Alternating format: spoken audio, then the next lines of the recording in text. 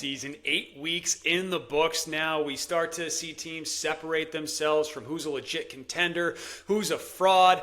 And John, I think Billy Joel put it best. It's all just a matter of trust. And who and what teams, what players, what coaches, what environments, and what programs do you trust in college football? And who do you just flat out not trust at this point? And I think we're seeing like some very nice tiers going on throughout the country here of who really fits into that category of a trustworthy team. I think there's only like 3 or 4 of them off the top of my head. But anyways, we'll get to that in a few minutes. I want your thoughts. But first, this is College Football Tailgate. It is our Week 8 recap and reaction show. I'm Dan Watkins. John McKechnie is here with me as always. Both of our respective teams that we root for. One of us is an alum of one of those of those schools. Had big weekends. So let's just start right there, man. How was your weekend? Just a total whirlwind of a Saturday down there in Georgia. My goodness, what a game that was. Just amazing on both sides. Like it's almost like a shame that someone had to lose that game because, the defenses was very much optional on Saturday, of course, in Athens. But the offenses were electric. Trinidad Chambliss for Ole Miss, a lot of chatter going into that game. Like, how's he going to handle the environment? This is going to be his first SEC road start. Obviously, tough environment. Being a reasonably sizable underdog in that one, but Chambliss, he's a dog. Like that guy is serious. I think that if you're Ole Miss, like you feel good about him the rest of the season. But Gunnar Stockton just continues to get better every single week. And that, coming into the year, I was a little bit doom and gloom about this Georgia team, mostly because of the offense. Well, the offense is completely saving their bacon right now. The defense, I think, is going to be the ultimate fatal flaw of this Georgia team, whether it's sometime later in the regular season or in the SEC championship game, or certainly if they make it to the college football playoff. That defense just doesn't get stops, can't get off the field, but it matters a little bit less when the offense is scoring literally every drive. So Stockton, 5 total touchdowns for him. Zach Branch is looking like one of the best transfer additions in the country this year. And Georgia's ability to run the ball, too, was super impressive. Ran for 221. I think they could have ran for even more, but the clock kind of ran out on them. But just an unbelievable offensive performance against, a good Ole Miss team. So huge win. I think one of the biggest wins in recent memory for Georgia. Yeah, that was an awesome game. Could not step away. I was trying to make dinner at the same time as that game was wrapping up. So I had to pause my meal and turn the oven off and hang on. We got to see what's going to go on at the end of this game here. But that Georgia defense, though, they do have this knack where they're just all of a sudden fourth quarter comes and it's okay, let's just crank this up to 10. And Ole Miss, I think, had 14 total yards in the fourth quarter after they were literally going up and down the field the entire day. So props to the Georgia defense for finally putting the clamps on Ole Miss late in that game. Definitely something you got to be happy with, I think, to take from that game, that it's okay, when we do need that stop late, right now we are getting it. We saw them completely shut down Auburn in the second half 2 weeks ago. We see them do that to Ole Miss this past week. So I do think there are some signs of improvement for the Georgia defense, but another slow start, though, for this team too. And that might be a little bit more of an issue, I think, that I'm looking at with Georgia going forward. Yeah, they need to, as nice as it is that they eventually seem to always figure things out, it'd be nice if you don't go the first 3 quarters just kind of flying by the seat of your pants with this defense. Ole Miss was getting, they weren't even getting to third down that often because they were moving the sticks on the first 2 plays in most series. It was just unreal how Georgia just defensively was having these letdowns, which have been a theme over the course of the season. And, now Georgia will be on a bye, and they get Florida on the other side of that. So I think that's a really good opportunity for this defense to kind of work on some stuff against kind of what is a vulnerable offense, in my opinion, or certainly one that's a bit clunky, and who knows what it's going to look like sans Billy Napier now as the lead guy there. So ultimately, I still have my reservations about this defense, but I'm open to the idea of it starting to turn on here over the end of the season, but I'm not betting on it necessarily. Very good. All right, we will dive more into that Georgia and Ole Miss game coming up in just a few minutes when we'll kind of go around the country and just break down some of these games that happened over the weekend. But what a Saturday we had here in Week 8. 4 top 10 teams lost over the weekend, starting with Miami on Friday night. other teams falling on Saturday. Just one of those games, one of those weeks where you just had to have your head on a swivel or you were going to get popped this weekend. Pretty much is what was happening across the country. And as we started this show, John, we started talking about trust here. And I bring this up because, well, one, Bill Connolly has a great article right now on ESPN.com about who are the trustworthy teams. And he lays out some teams that he trusts. I have some mixed feelings on that, some different teams here. I know you do too, but I want to dive in right now through 8 weeks.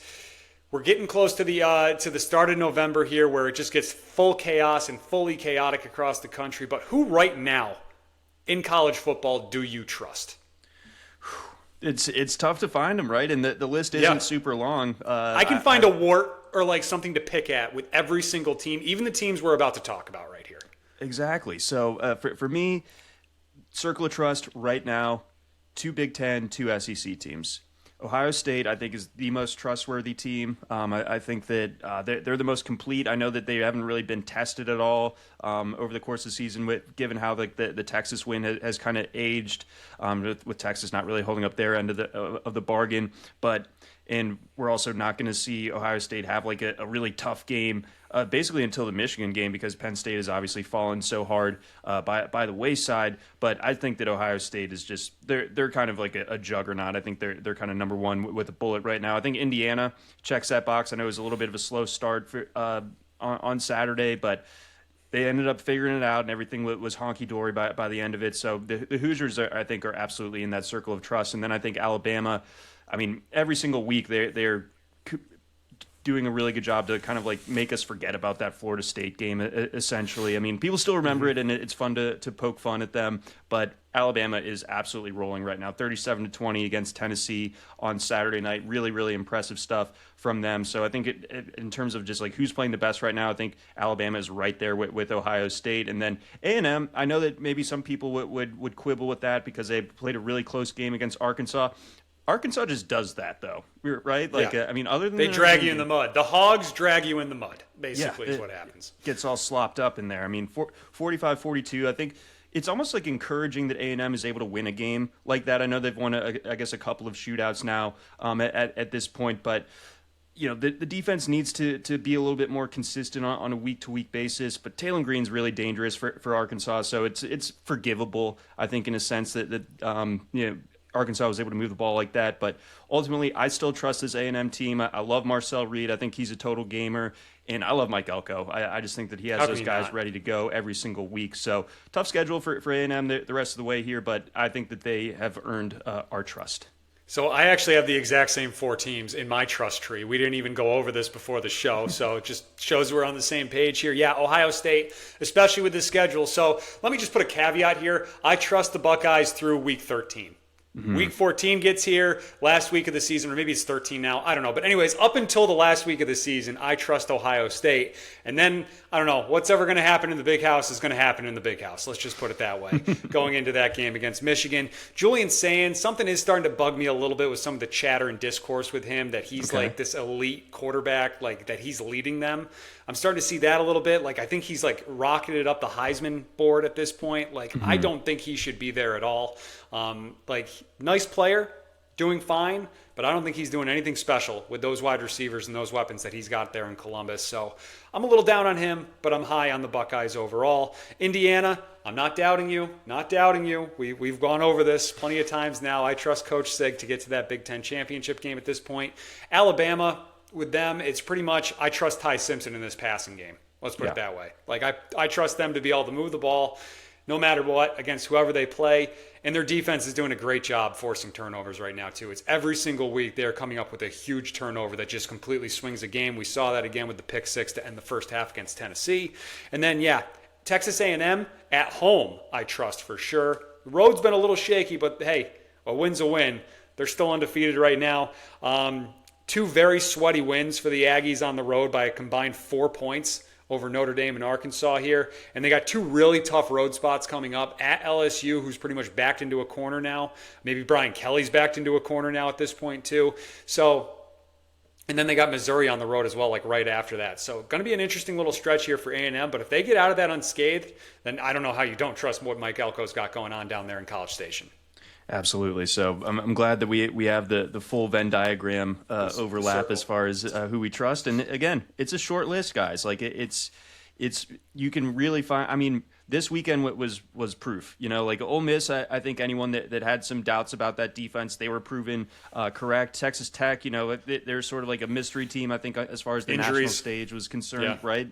And all of a sudden, that they're beatable somehow against Arizona State, and then Miami, their huge letdown on Friday night. It's just like we rightfully got some chirps on our old Miami video saying that they were the best team in the country, most complete team, everything like that. That's all well and good. I think I largely still stand by that, but in setups like I know Carson Beck, and I know when he's getting pressured, he becomes a kind of a big liability for the offense. And I think in Beck's case, obviously, like as a Georgia guy, like I'm not rooting against him or anything like that. I think that both sides needed a fresh start, respectively. So like sometimes I feel like the Carson Beck hate from Georgia people can be a little bit overblown, but then he does things like after Friday night where he blames the receiver for that fourth interception. It's like, that's not leading, dude. Like that you're really giving everybody so much more ammo. It should have been your fifth, by the way, too. You had one overturned and all that. So, yeah, Miami. I got some stats that we're gonna talk about that game in a little bit. That defense, tough night. Tough night for that second level of that defense, as Isaac Brown was just dancing around and around and around as he went through that Miami secondary, just continuously running there. But I think Louisville might have showed a little bit of a blueprint on how to beat the Canes later on this season. So anyways, guys, if you're listening right now, first off, thank you. Secondly, make sure that you are subscribed to the channel or you're following on your podcast platform, whether that's Apple or Spotify. And do us a favor, hit that like button too. That helps us as well. Hit that subscribe button. Make sure you're subscribed. We're at College Football Tailgate on YouTube, Spotify, and Twitter. 2 shows a week, Mondays and Thursdays typically here. We do a recap. We do a preview. I think you can figure out how that works. But anyways, you can also follow us on Twitter at CFB Tailgate 25. We're on TikTok at We're on TikTok at CFB Tailgate. And then you can follow John and I individually if you want. I'm at Dan Watkins Radio. He's at Johns_Tailgate. So that's where you can find us. Just do us a favor. Make sure you hit that subscribe button as we continue to try and grow this thing. All right, so a couple little housekeeping notes around the country. John, you hinted at it a few minutes ago. Billy Napier has been let go. He has been fired by the Florida Gators. Not that the move itself was surprising, because we've been talking about this pretty much all season, that this was coming. I think the timing was a little interesting. They won Saturday. Right. And they canned them. So now Florida is yet another big-time program that's going to be looking for a head coach here coming in the next few months. So where are you with Florida as a job right now? Because I was asked, I do a radio spot in Ruston, Louisiana on Tuesdays. Shout out Sean Fox and the sports company down there. And they had me rank these 4 jobs. The opening, right? Either open or set to be open. So Florida was on there, Penn State, Auburn, and Wisconsin. I had Wisconsin 4th, although apparently they're going to throw more money at the problem. I don't know if that necessarily fixes it. Fickle is just, they haven't scored in 8 quarters. That's bad. Right. So your thoughts on how Florida how attractive of a job is it really? Because, I think there's been a lot of connections trying to wish cast Lane Kiffin maybe leaving Ole Miss to go there. Yeah. To me, in today's college football world with the transfer portal and NIL, I think that's kind of a lateral move at this point. Yeah, especially with what Lane's got it, everything's firing on all cylinders there at Ole Miss. But, if you were to rank those 4, I would put Florida second. Mm-hmm. I'd put Penn State first. And then I would go Florida 2, Auburn 3, and then Wisconsin a distant 4th there. Even though it sounds like they're just going to throw more money to help Fickle. That was kind of the statement today. It was a little weird. Mm-hmm. And then don't forget, Florida State might be opening too, because there was just kind of dropped that they're assessing Mike Norvell, who hasn't won a conference game in 2 years at this point, after they just lost to Stanford on the road. Shout out Stanford, by the way, plus 18, winning on the money, just hit the money line this weekend. Yeah, I'd put Florida second. I don't think Lane Kiffin's leaving Ole Miss to go to Florida unless they throw a bag and then some, multiple bags at Lane to go there. But I don't know. I kind of like the idea of Florida going after Jed Fish. in Washington. I think that's a perfect fit. It's his alma mater. He was a graduate assistant under Steve Spurrier. He can quickly turn around programs. I mean, he restored Arizona very quickly. I think he's done a really nice job in Washington, especially with the state of the program and that roster that he inherited after DeBoer left. I just think that's a perfect fit there, and Jedd Fisch has shown that he moves around very quickly. Yeah, Fisch is he's definitely not someone with roots necessarily. He's down to just kind of being a rolling stone there. So I could see him piecing out. Come on, of Washington. And John, the headline too: "Fish in the swamp," or "New fish in the swamp." Like it's there. Like come on, people, let's go. So things that, write I themselves. Think really seals it, to me. It does. But ultimately, I think Florida is a great program. Like I think there's so much to like about like the bones of what they have. I think that hot take. I still think high school recruiting matters, and no one's recruiting base is better, arguably, than the state of Florida. Texas and California, obviously, right in that mix as well. But I mean, you're talking about if you're Florida State, or if you're Florida, like you should be the destination for in-state kids. Miami should have to fight to beat you out, and Florida just it's kind of like they're entering this like weird like sleeping giant phase right now, so that it's going to be very important for them to get this next coaching hire correct, because they've been kind of chasing since Urban left. Like they went with the Muschamp Mullen. Years, the guy that was fooling around with a shark, that ended up Coach Mack, and then Mullen, great coach, but not a great recruiter, and that things just kind of fizzled out there. And the Napier hire obviously did not go according to plan. So this is a lot of kind of misses from this Florida athletic department over the last decade plus, and they absolutely have to get this one right. I think they go big game hunting. They make Lane Kiffin say no, but I think that there's still enough to appeal for this Florida program to get someone good like a Jedd Fisch. I just like, just off the top of my head, like if you're Florida, do you call James Franklin? I would. I think what Florida's been the last few years, outside of like the Trask and Pitts year, like I think getting Florida back to like, oh, they just can't break through the ceiling, but they're like right there at 10 wins every year. I think that'd be very good for them. Like I would give James Franklin a call if I'm the Florida AD. Secretly and selfishly, I want Maryland to fire Mike Loxley and get James Franklin, but it seems like he will have better options than even UMD. Yeah, fair enough. All right. Well, anyways, let's move on. Let's start talking about some of these games that just happened. We got plenty of time to talk about those job openings here as the rest of the year plays out. What a weekend. Let's start off in Athens, Georgia. Georgia 43, Ole Miss 35. Like defenses do not apply. The over in this one smashed, I think, on the first possession of the second half. John, you were talking about it earlier. Gunnar Stockton was stellar in this game, 26 of 31, 289 yards, 4 touchdowns through the air, adds another one on the ground to go with 59 rushing yards. And what was really impressive was how good he was in the second half. He was perfect. 12 of 12, 135 yards, 3 touchdowns. So if I'm Georgia right now, I got to be feeling really good about my quarterback. He just keeps getting better. He's such a gamer. He's someone that, unlike Carson Beck, he's so mobile. He has a great feel in the pocket. He can escape and extend plays.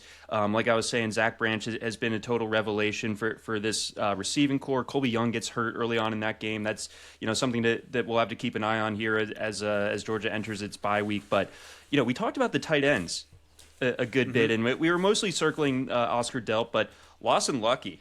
Have yourself a day, pal. 3 touchdowns for him.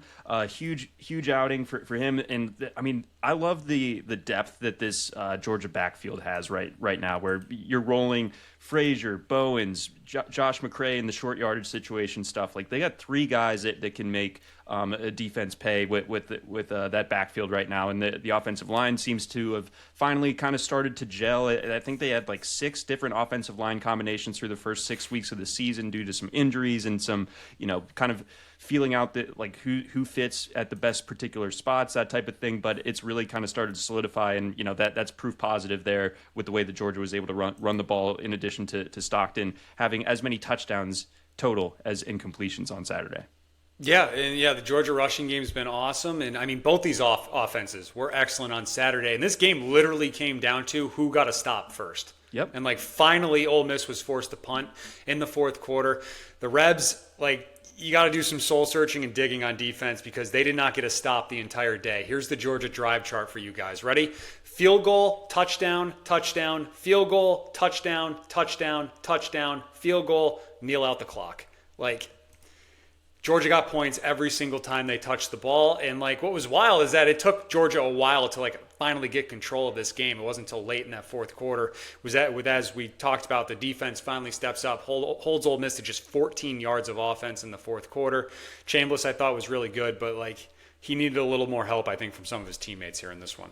Yeah, especially on defense. That was the big kind of difference in this game versus last year's game.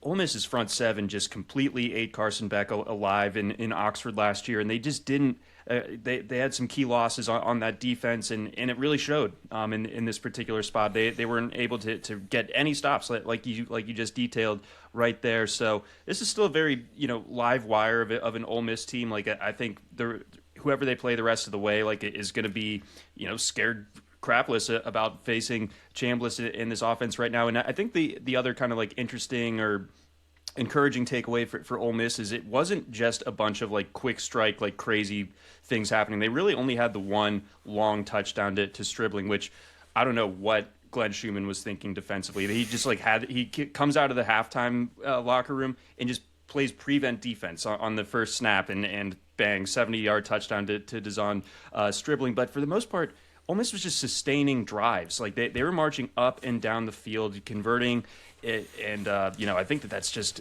a real statement for how dangerous and complete this Ole Miss offense is. So defense, they got to get things figured out, of course, there with Golding and everything, but offense, you got to feel great about it moving forward.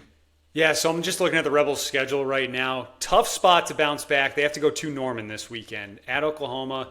Rebs getting 4.5 there, by the way. Interesting. I think take a look there at that one. Maybe dive into that one as the week goes on there. But after that, at the worst, Ole Miss should be 10-2 and right there on the fringe of the playoffs. I still think 11-1 is very much on the table. And then on the other side, Georgia, they overcome another halftime deficit. We have seen them trail at halftime against Tennessee, Auburn, Alabama, and Ole Miss now. They're 3-1 in those games. I thought Kirby had a great line after the game, John, saying, quote, "The one thing we're hard to kill. We won't go away." And that pretty much sums it up perfectly there from the head coach down in Athens. Yeah, that fires me up. They are kind of other than when they play Alabama, they're everyone else's boogeyman. They're Jason, they're the Baba Yaga, they're Michael Myers. They are tough to kill. Absolutely. All right, so moving on, let's head up to South Bend, Indiana. Notre Dame, 34, USC, 24.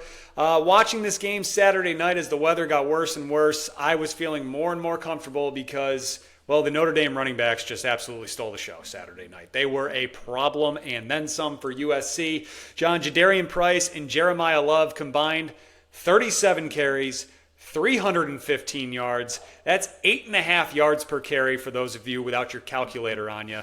And Price also ran back a kick return for a touchdown too.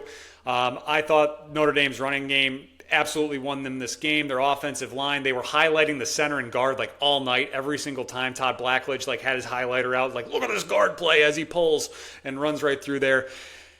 So much for that USC being able to push people around. I guess that only happens in the Coliseum. It doesn't travel on the road. As Lincoln Riley now 9-9 on the road as the USC head coach. Notre Dame's defense, I thought, looked better here this weekend. I was really impressed with the job that they did on Mekhi Lemon. The one big play that Lemon had was because Leonard Moore dove after him trying to tackle, and that allowed him to escape for a lot of yards there, but it was just 3 catches for 50-something yards or something like that. Thought he did a great play. Lincoln Riley, some very questionable play calling. After they hit that big play, he then decides to do a gadget pass, which Lemon, go back and look at that. You want to see pure panic in a young man's eyes? Watch Mekhi Lemon when he winds back to throw. He just drops the ball, literally drops the ball. Notre Dame takes over there. So I do think that was a really solid win for the Irish, and it proved something for me that, this defense can step up, and they are getting a little bit better. Christian Gray, total roller coaster of a night, by the way. They were picking on him constantly there with Lane, but Gray comes up with 2 huge interceptions, too, in this game in the second half. So overall, I'm feeling much better about this Notre Dame defense. Not great, but better.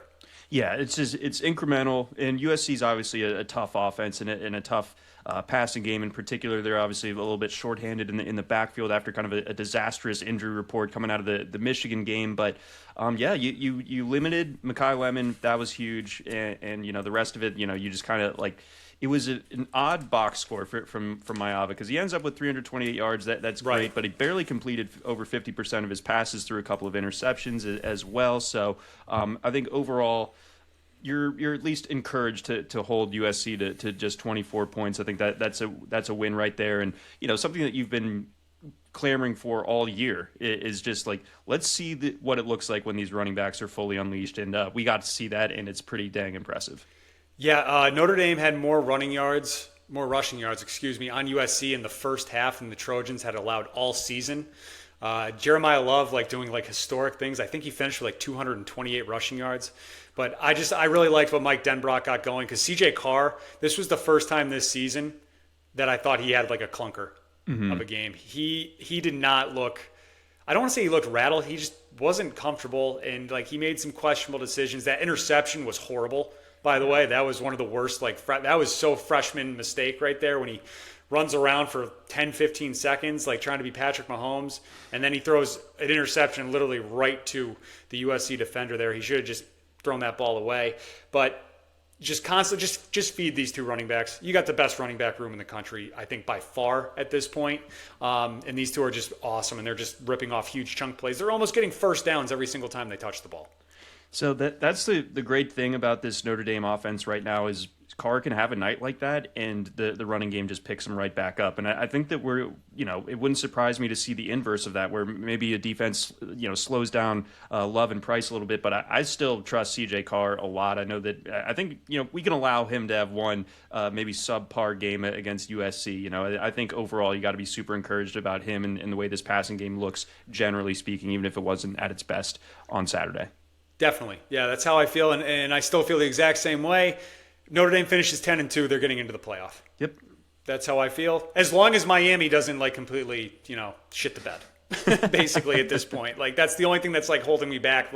Ooh, what if Miami doesn't even come close to getting to Charlotte now? But I don't think that's going to happen. I think Miami is going to figure out how to get there to that ACC championship game. So stock pointing up, I think, on the Irish right now. My one big concern, though, is their kicker. And just kicking in general. Once again, total nightmare. So we had a great weekend. We went 14-3 on our card. Notre Dame left 4 points on because of their stupid kicker, missing a PAT and then a 31-yard field goal. We just missed having that Notre Dame team total, which would have been a 15-2 night, which would have been wild. But still, 14-3. Can't gripe too much. We knew that was coming. At some point, right? At some point it was coming, finally. Anyways, moving on. Let's head down to Tuscaloosa. Alabama 37, Tennessee 20. John, I thought this game just perfectly encapsulated why Tennessee is not a serious contender this season. Horrible turnover leads to a 99-yard interception return for a touchdown, a pick six to close out the first half and really put this game, I felt, out of reach right there at halftime. Aguilar called for intentional grounding in the end zone, leads to a safety. I'm just not high on him whatsoever. Tennessee, they opened the game with a 3-and-out, only for Bama then to respond with a 90-yard, 6+ minute touchdown drive to come right out of here. Anytime Tennessee thought they were going to grab momentum, it was right there. They couldn't do anything with it. The Simpson fumble, his one mistake, Tennessee can't do anything with it. This was an offense going into this game that was the number one offense in the FBS. They were held over 100 yards below their average output in this game. Tennessee is just, they are such a perfect B-level team. That's pretty much what they are. Yeah, it's just it's kind of a gimmicky offense, and we've seen it be great, but we've also seen it let down in the big spots. That's always kind of been the thing. When Heupel has these guys, hyped, he has them, the number one team in the country in the college football playoff rankings at the first one a couple of years ago in 2022. They get smoked by Georgia. They're not Heupel just doesn't seem like he's got the big game figured out really right now. That offense can just kind of run itself into these short possessions. You leave your defense kind of gassed, and you can't do that against Alabama and Ty Simpson. Yeah, not in Tuscaloosa anyway. But like, I'm just thinking, like off the top of my head, Heupel's two big wins in his career are the two Alabama wins in Knoxville, right? That's right.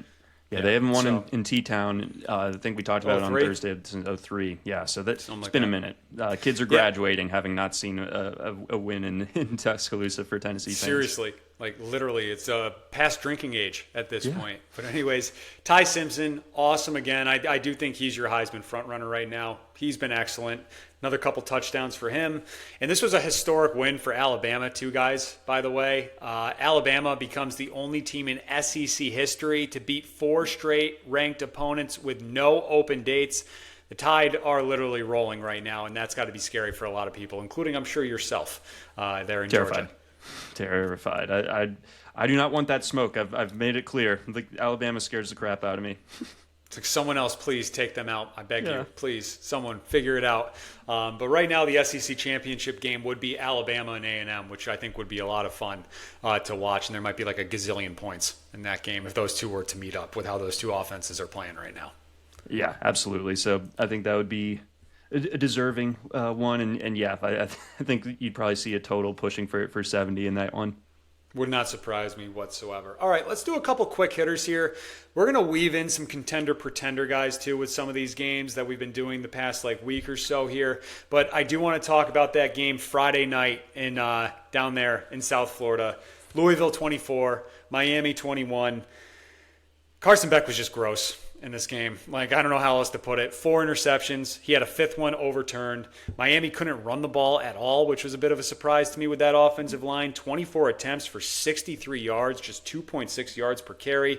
Their defense doesn't get much pressure on Miller Moss here. Just one sack, and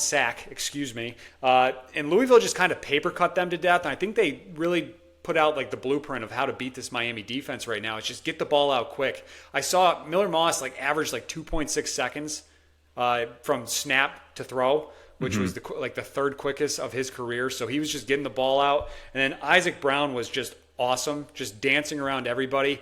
So here you go. Stat of the weekend for you guys. According to PFF, the Hurricanes missed 28 tackles on the night. Isaac Brown forced 17 of those by himself. He had 80 yards after contact in this game. He was awesome. Every time he touched the ball, it felt like he was going for a first down, and Louisville just constantly kept moving the chains here on the Canes. Yeah, you know that I had to feel extra good for Isaac Brown too, because he's from Homestead, down close to Miami. So a little bit of, hey, remember me from the recruiting trail? No, I'm at Louisville and I'm running all over you and I'm ruining your perfect season. And I think it was also really cool to see Chris Bell kind of make his national introduction. I mean, 6'2", 220. He's been really productive during his time at Louisville, but he hasn't been their number one yet. They've had a couple other guys kind of step in and take that role, but this has been the year for him to take that next step forward. In what better way than 136 yards and a couple of touchdowns? I mean, he just looked like an absolute force of nature out there with the ball in his hands. He's definitely raising his NFL draft stock, everything like that. And then, on the Miami side, they do have a great offensive line. I'm not sold on the talent that they have necessarily in the backfield. I don't know about you, but no one's special to me. Mark Fletcher is fine, Jordan Lyle is fine, but they don't have a real difference maker. So they need that offensive line to get huge push, and they obviously didn't do that. And Louisville does have a really good front seven. That's something that was talked about coming into that game, and that was a really big battle test for them, and they certainly passed that. I think Miami only has one special player on the offensive side of the ball, and that's Malachi Toney. That kid's awesome. He's only a freshman. He can do everything. He threw a 2-point conversion in this one. He might actually be their best option at QB1. I don't know. Just saying. But for the Canes, they do get a nice soft landing spot here coming out of this to bounce back. They get Stanford at home. They're a 30-point favorite on Saturday coming up here in Week 9. But I wonder how much rust there was for Miami to shake off, and just the scheduling, how it was set up for the Canes this year. That was their second game in 22 days or something like that. It went by Florida State, by Louisville. So they had 2 open dates mixed in there.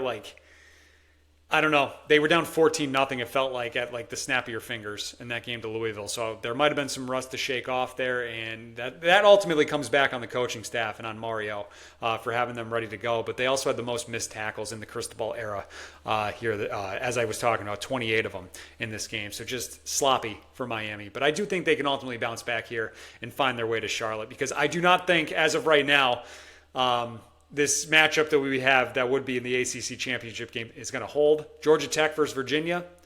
Mad respect to both of them. I do not think both of them will be in Charlotte. One of them could. I don't think both. I think the shoe's going to drop for Virginia. They've been a really fun story this year, obviously, and like one of the greatest field stormings of all time. But struggled against Wazoo. I think that they are. No one's saying that they're like a legit contender or anything, but I think that we could see them drop 3 games in the blink of an eye. Yeah, definitely. That would not surprise me. Although I am loving the whole Chandler Morris looking like an absolute stud after Mike Lombardi said that he shouldn't even basically be in college football, which is that layer to that story I do really like. And for Chandler Morris, I hope he keeps playing well. Yeah. Speaking of playing well, how about Diego Pavia? Hit the pose, dude. Vanderbilt beats LSU 31-24. What a game from Pavia, showing the Heisman pose there as he runs in another touchdown. I mean, on one side, John, it's like, hey, LSU, look, you scored more than 20 points against the Power 4 team, finally. Only took half the season. Good for you guys. And then on the other, you got Vanderbilt, who has matched their best start since opening 6-1 in 1950. Who could forget the 1950 Vanderbilt Commodores and the magical start they had to that season? But yeah, Diego Pavia, 160 yards passing, 86 yards rushing, 3 total touchdowns. And Vanderbilt just dominated time of possession here. LSU, you see LSU fans now saying, what's the buyout? Pay the buyout. Get Kelly out of here. As they are definitely backed into a corner going up against A&M here this coming week. Yeah, Vanderbilt is just, they're so fun. Pavia himself is just I'm going to miss watching that guy on Saturdays. He is the absolute best. It feels like, the box score isn't going to jump out at you and be like, wow, that was an unbelievable game from Pavia, just the 160 passing yards. But it feels like there's just a level of magnitude for every big play that he hits that just really puts the defense on their heels. That he's just such a threat both with his legs and through the air. So. And he's just a dog. No one's got the dog factor quite like Pavia does, and Clark Lee's got it really cooking there at Vanderbilt. And they have legit guys. They were getting after Nussmeier, I thought, and they were getting after Ty Simpson a couple weeks ago as well. So this is a pretty serious Vanderbilt team that if they're on your schedule here the rest of the season, you better buckle your chin strap. Absolutely, definitely can't wait to see how that's going to play out. And then LSU, another big game coming up here. You're at home against A&M. Going to be an interesting spot, as I think LSU's getting 2.5 or 3 points at home. Baton Rouge at night coming up here this weekend. Moving on, Georgia Tech 27, Duke 18. Good win, I think, for the Jackets there. Haynes King, 200 yards passing, 120 yards rushing, doing it all there for Georgia Tech. And the thing I really liked about Georgia Tech in this one, John, is that even when Duke took the lead, that they never seemed panicked or rattled. Georgia Tech just kind of kept chugging along, doing their thing. And Haynes King said after the game, quote, nobody really panics. And that really just looked like that. The offense doesn't score a touchdown here till the fourth quarter. And I wasn't worried about our Georgia Tech ticket on Saturday. They figured it out. Duke's red zone offense was atrocious. Red zone offense for the Blue Devils. Fumble, botched field goal, 4th down penalty. They had 159 yards on their first 2 drives and came away with 0 points. So shout out to the Georgia Tech defense. And your Yellow Jackets, John, now the favorite to win the ACC right now. Yeah, they're no joke, man. Haynes King is sort of like ACC Diego Pavia. He's just definitely a guy that is just so gritty and is going to find a way to get it done no matter what. I would love to see what the first half time of possession numbers were. Overall, it ended up being relatively even with Duke having the ball for 33 minutes, but it felt like Georgia Tech just had the ball for just so little time in the first half, and they still managed to make the big plays when they needed to defensively and stop Mensa when they needed to. Mensa I thought he was fantastic on Saturday, but ultimately you got to convert, you got to capitalize on your opportunities. Duke was unable to do that, and Tech was they were a 1.5 underdog in this one, and people were wondering about like where they actually stack up record-wise versus like the actual metrics but behind them. And the metrics might tell you that they're like a fringe top 20 team, not the number 12 team in the country. But a win like that, I think, is a really big deal for this Tech team as they keep things rolling. Yeah, I love it. And their preseason win total, 7.5. So for those of you out there that took that over, you just need one more win down the stretch, and you cash that ticket for Georgia Tech. All right, let's talk about Missouri here as the Tigers come back to beat the other Tigers, the Auburn Tigers, that is, in the fourth quarter. Nice fourth quarter comeback for Bo Pribula. 23-17 in overtime, your final there. John, I do want to ask you, in Missouri, let's talk about the Tigers here. They're 6-1. Remaining schedule, at Vanderbilt, home against Texas A&M, home against Mississippi State, at Oklahoma, at Arkansas to close out the season. ESPN has their playoff predictor giving them a 32% chance of making the playoffs. But I'll ask you, Missouri, contender or pretender? I'm leaning pretender. I like this Missouri team. I really do. I like Pribula. I love Hardy and Coleman, everything like that. Drink is kind of fun and kind of a quirky dude, but you can't, like, you're happy that you won that game Saturday night. I mean, it's obviously a tough environment down on the plains and everything like that at night, but the way that schedule shapes up, to me, I can see two more losses for this Mizzou team, and we're looking at a nice bowl game, but outside looking in as far as the college football playoff is concerned. I would imagine that they're going to lose that game to A&M. I think it's a coin flip against Vandy, and then at Oklahoma and even Arkansas at the end of the year, as we talked about a little bit earlier. Arkansas can put a scare into anybody as long as Taylon Green is back there. So for me, Mizzou, good team, but they strike me as a 9-win team. I'm going pretender as well. Bo Pribula, fun story, but he just makes way too many mistakes. Yeah. Like 7 interceptions in his last 5 games is not good. And Ahmad Hardy, I do think he's a really nice player, but he's been bottled up big time here as they've gotten into the meat of their SEC schedule. Just a total of 110 yards rushing the last 2 games against Alabama and Auburn. And this schedule, as you mentioned, is pretty brutal for them. Missouri's not getting to the playoff this year. They are absolutely a pretender. All right, very good. Let's keep it moving. Let's go to Arizona State. What a game in Tempe. I could not turn this one off. I was late flipping to the Notre Dame USC game because I just could not take my eyes off of this game going on there. Arizona State, John, they come back to beat Texas Tech. Just gutsy. That's the only way I can describe this. I mean, what a final drive from Sam Leavitt. And as you've mentioned on this show, I think most recently last week, the Arizona State offense is a one-trick pony, but it is a damn good one trick. And when that one trick is Jordan Tyson, like, you're going to be able to beat a lot of teams, including teams that some people thought was going to run away with the Big 12. Jordan Tyson on that final drive, 4 catches, 55 yards, and he drew a 12-yard PI call as well there as Arizona State drives down the field to take that game. They dodged a lot of bullets here in this one. Like that montage they ran late with them like almost turning the ball over like 3 or 4 times here. But I don't know. Sam Leavitt's got that magic factor here going on for them. So Arizona State sits at 5-2 right now. Schedule coming up, home against Houston. They have to go up to play Iowa State, home West Virginia, at Colorado, and they end the year taking on Arizona at home. ESPN's playoff predictor has them at less than 14% right now. They're not even listed on the site. So I'll ask you, the Sun Devils, contender or pretender?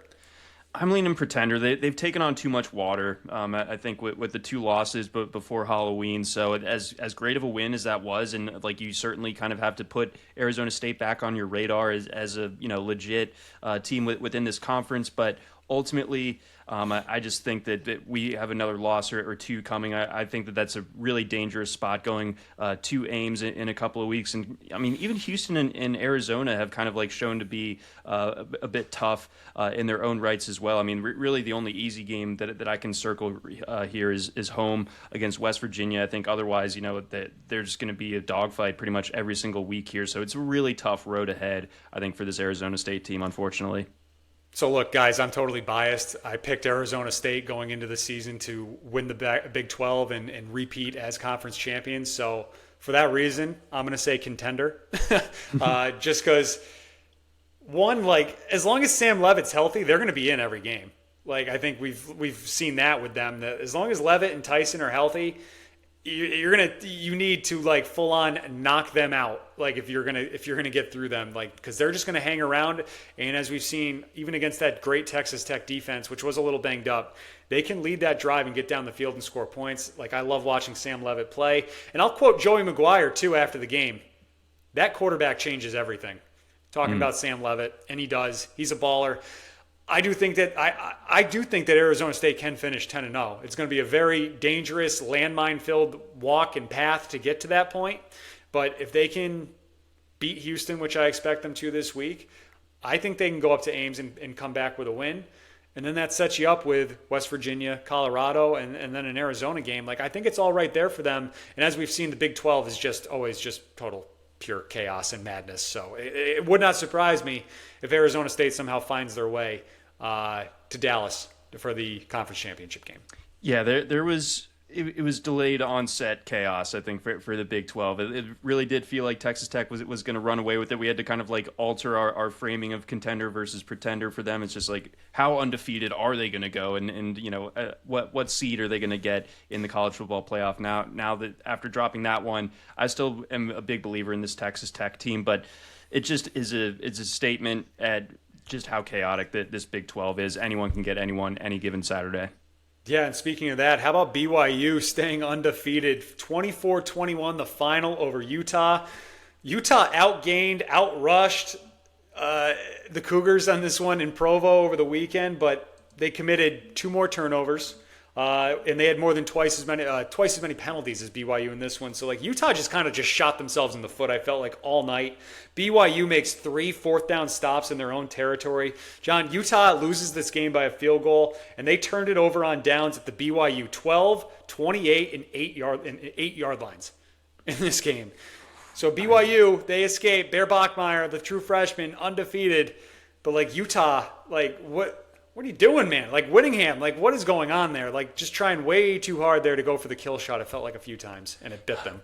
I worry that Whittingham might be washed. This might be our last swan song with him at Utah. I could see him hanging it up after this year. I mean, BYU only had a 65% post-game win expectancy, so like they did deserve to win, but it was a pretty narrow margin overall, and that's obviously reflected in the final score as well. I do find it funny how how people really like to dunk on me for the Damp Boys, and you know what? I stand by it. I think that was it. It was a well thought out theory behind Devin Dampier. Hey, you got to let takes fly, man. Yeah, and I mean, it's just a fun thing to say, the Damp Boys. But yeah, we're gonna need to regroup here as we get to the final stretch of the season of Damp Boy Nation. But you know, this BYU team, I continue to not believe in them, and I think that the regression to the mean is going to come hard for them. I think once we get into November, we could see a bit of a losing streak here for this BYU team, and they just kind of politely remove themselves from playoff contention. All right, so let me set this up here. BYU 7-0 right now, John. Their remaining schedule at Iowa State, at Texas Tech, versus TCU, at Cincinnati, and they close things out against UCF at home. ESPN's playoff predictor has BYU at a 52% chance of making the playoff right now, which just feels very high to me. But anyways, BYU, contender or pretender? I'm saying pretender. I see a couple losses on that schedule the rest of the way. I think that they might lose their next 3 games, to be honest with you. I think TCU is a pretty tough team. Their offense is pretty unbelievable. Cincinnati gets no respect, but Cincinnati is solid. Like, Brendan Sorsby is the man. I'm a big fan of his. I think that going to Nippert is going to be tough for this BYU team. So it's good that they've collected their 7 wins so far and taken care of business. But I'm expecting a pretty big crash down to earth here in the second half of the season for BYU. Yeah, ditto. Like pretender. I can't trust the freshman quarterback there. I mean, Bachmeier, great start to his career. If he stays there, BYU very well could be in the playoff, I think, in the next couple of years. That would not surprise me, but it's not happening this year. This schedule is just way too tough. Like 8-4, 9-3, I think is what BYU is going to finish at this season for all the reasons that you just mentioned. Yeah, so I'm out on them. I think in the long run, like you said, I think this program's in a really good spot right now, and like NIL wise, like they're able to get some like actual serious recruits now, everything like that. But this year, again, great start to the year. I think we're going to have a bit of a tough final stretch here for BYU. So 52% playoff probability. I'm out on that. Yep. I agree. All right, Monday Cope, Monday Smoke. John, take us through who is on the couch, who is beating their chest on this fine Monday. Let's see here. So we'll start off in the swamp in Florida. What a weekend for you guys. You fire Billy Napier, which everyone in Gator Nation seemed to want to do, and I think they're justified in feeling that way. And you won. That's just a great little weekend for you now. And you're on a bye this week. You get to just kind of hang out and enjoy the week off. So, yeah, Florida, you feel good about the way that this weekend broke for you, all things considered. LSU, technically you were supposed to lose that game. You were an underdog against Vanderbilt, so you put up a good fight. But those you scored 20. Yeah. You got above 20 points. Huge. But ultimately, LSU, I don't know what exactly you're telling yourself other than, what is that buyout number for Brian Kelly? And if that job opens up, we have a real mosh pit as far as like really big programs with coaching vacancies here. That would obviously vault to number one on my rankings. Yes, 100%. Great, amazing program. It's just Kelly, he does just a weird more. Fit. Yeah.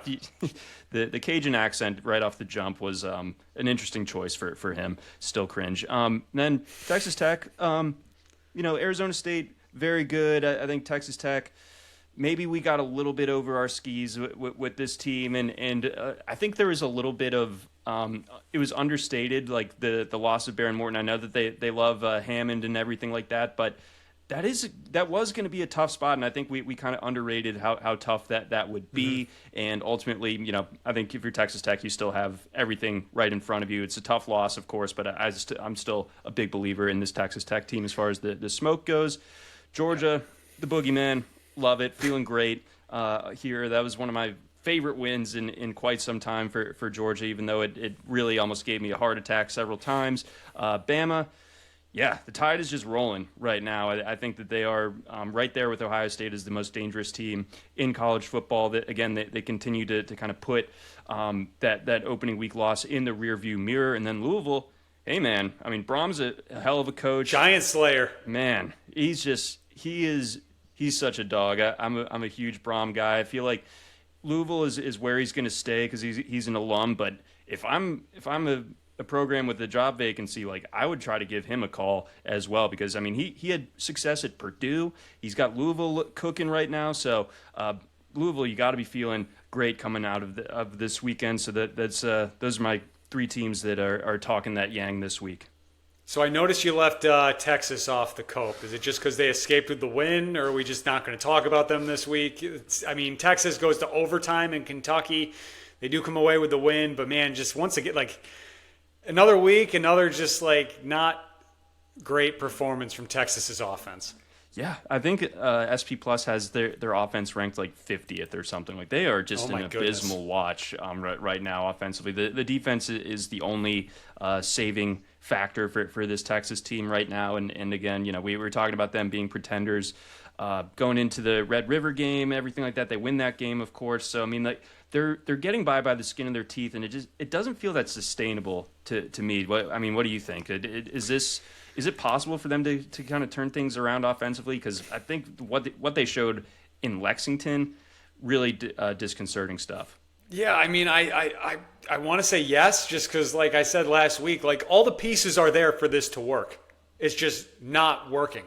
Like everything there between the great offensive play caller in Steve Sarkisian to the quarterback that was hyped out of this world in Arch Manning, to some very nice pieces at receiver, to Wisner being back at running back, to a good offensive line.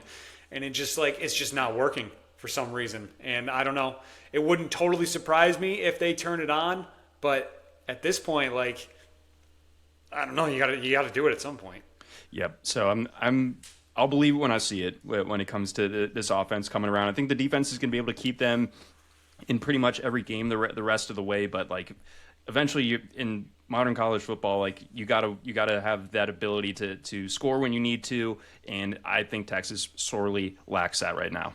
Fair enough. I completely agree with you. All right, guys, so a little betting recap. 14-3 this past week, by far our best week of the season. We needed it badly because John, through 8 weeks, we are 62, 62, and 1.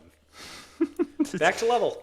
Yeah. Why even do this? Why even do this? If we never made a single pick, we would have the exact same winning percentage as we do right now. We are dead even at 62, 62, and 1. So as we look towards week 9, anything you want to add early this week? Not necessarily, or not yet, but I'm sure that you do. I will say that our producer, Jay Rubin, wanted me to bring up the fact that North Dakota State and South Dakota State are He texted me this too. Yeah. Hey, come on.